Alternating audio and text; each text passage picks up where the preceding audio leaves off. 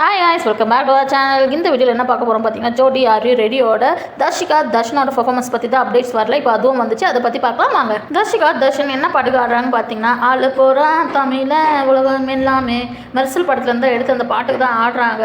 தமிழ்நாடோட ஒட்டுமொத்த சிறப்பையும் அந்த பாட்டில் எடுத்துன்னு அந்த காட்டுறாங்கன்னே சொல்லலாம். அவங்களோட டான்ஸ் பர்ஃபார்மன்ஸோட தமிழ்நாடோட கல்ச்சரோட ரொம்ப இம்பார்ட்டண்டான என்னென்ன இருக்குதோ அது எல்லாத்தையும் எடுத்துகிட்டு வந்து ரொம்ப சிறப்பாகவே காட்டியிருக்காங்கன்னு சொல்லலாம். அவங்களோட பர்ஃபார்மன்ஸில் எப்பவுமே போல தர்ஷன் ஒன் மேன் ஆர்மியாக இந்த பர்ஃபார்மன்ஸை கலக்கிட்டாருன்னே சொல்லலாம். பயங்கரமாக பண்ணுறாரு எல்லா ஸ்டெப்பும். அவர் டேடி வேறு அங்கேருந்து செம்மையாக என்கரேஜ் பண்ணுறாரு. பட் தர்ஷன் ஓவராலாக சும்மா கலக்கிட்டாருன்னே சொல்லலாம் அவரோட பர்ஃபார்மன்ஸில்.